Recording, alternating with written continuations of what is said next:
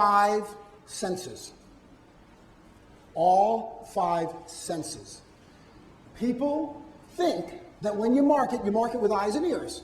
TV ads, eyes and ears. You hear them and you see them. Magazine ads, eyes. You see them. Radio, ears. You hear them. Billboards, you read them. But the real way people make decisions is using all your senses. Why? Because 1,000,000 years ago, we were all hunter-gatherers on the great savannah, and we were out there using our sense of smell and our sense of touch and our sense of taste to keep ourselves alive. To smell for fear, to smell for anger, to find mates, to find food.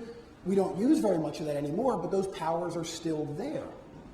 Which is why sometimes you can smell something, maybe apple pie or arroz con pollo, that reminds you of your grandmother, right? Or anybody smell that paste, mucilage, that we used to eat in elementary school? And that kind of sticky, kind of gross smell, but as soon as you smell it, you have memories. Or sometimes it's the smell of paper bags or balloons or whatever it is. We don't control, glue, yeah. We don't, you used to sniff glue.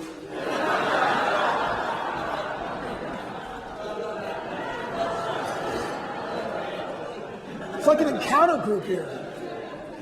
We don't control our reactions to those smells, but we use them to make decisions. Think about the last time you shook somebody's hand. You met someone and you shook their hand, and they were well dressed, and you needed to meet them because you wanted to do business with them, and they were very nice, and then they gave you a wet, cold, limp fish. Right? Someone just went, ugh. Right? Did your entire perception of them change instantly? Or how about if they were a close talker and they had bad breath? Your entire perception of them changed. You didn't think about it. It just happened. Think about what happens when 2 dogs meet. They don't shake hands, do they?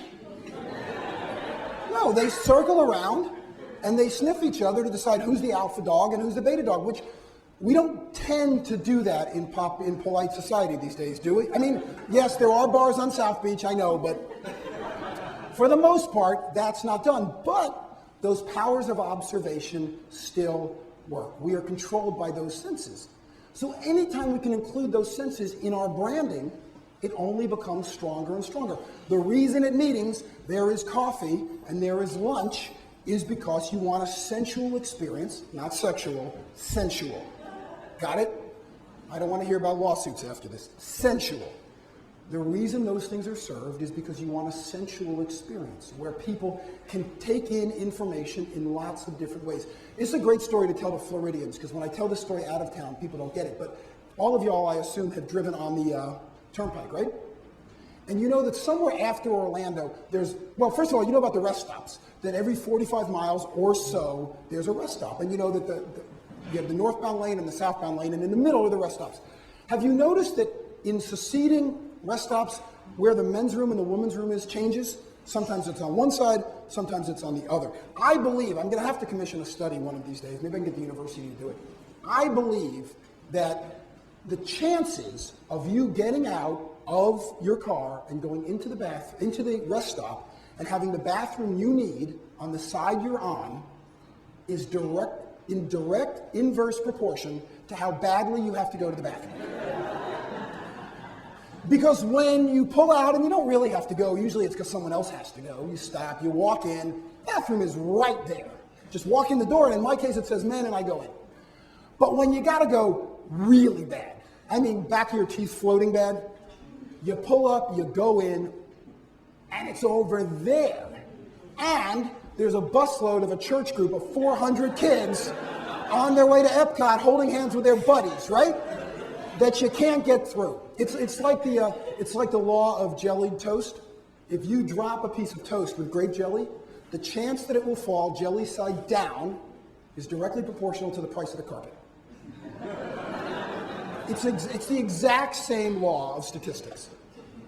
So there you are, you're driving along, you pass Orlando, the next rest stop you come to is called, anyone know? Okahumpka. I don't know what Okahumpka means, but I assume it's an Indian word that means capacity of your bladder. Because for the life of me, I cannot figure out why else anybody would stop in Okahumpka. Because it ain't the middle of nowhere. We leave that for Tallahassee. But it's not the middle of nowhere. But if you get on an orange crate, you can pretty much see it, right?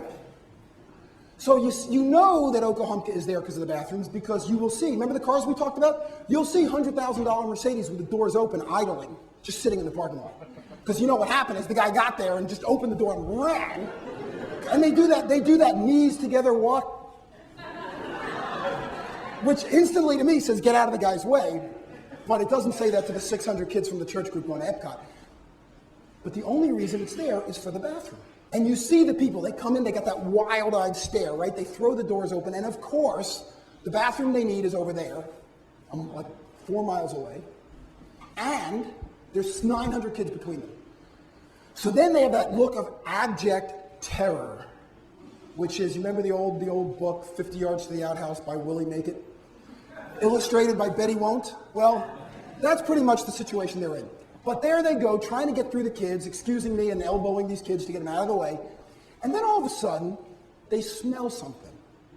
This is not gross, I don't want gross answers. What do you smell in the Okahumpka rest stop? Cinnamon, that's right. You smell cinnamon because they have Cinnabon. So you got this guy, knees together, elbowing little kids, trying to get to the bathroom, and all of a sudden he goes, and they look like those prairie dogs that you see on Discovery Channel. The ears go up, their eyes get big, and they look around and they see it. There it is, Cinnabon. And they go and get in line. A minute ago, they had a piddle so badly, they would kill your mother to get to the bathroom. And now they get in line and they order a Cinnabon, which, as far as I can tell, are modeled after couch pillows, because they're each about this big. And with it, what do they get? Coffee, nothing. They get like a Venti Grande double mocha cappuccino, or, a 55-gallon drum of Coke. You don't need that much Coke if you just stepped off the face of the sun. And yet that's what they get. Because our sense of smell is so powerful that it overcomes our other senses. By the way, if you're going somewhere and you really have to go to the bathroom, anything you try to do doesn't work. The only thing that works is smell something else, and you will forget about it. The sense of smell is so powerful. So if we can incorporate senses in our brand messages, like being here is a delight for the senses. I recommend, by the way, you guys at Animal Services, don't use too much smell, okay? Forget the medical examiner in the morgue. But there's always ways, whether it's the quality of the paper, whether it's the shirts, whether it's the carpet, there's always ways, whether it's the artwork on the wall, there's always ways to get people involved in a brand in a sensual, not sexual manner. Which, here's the best word of public speaking, the best word you will ever hear a speaker say, finally. Finally brings me to point 7.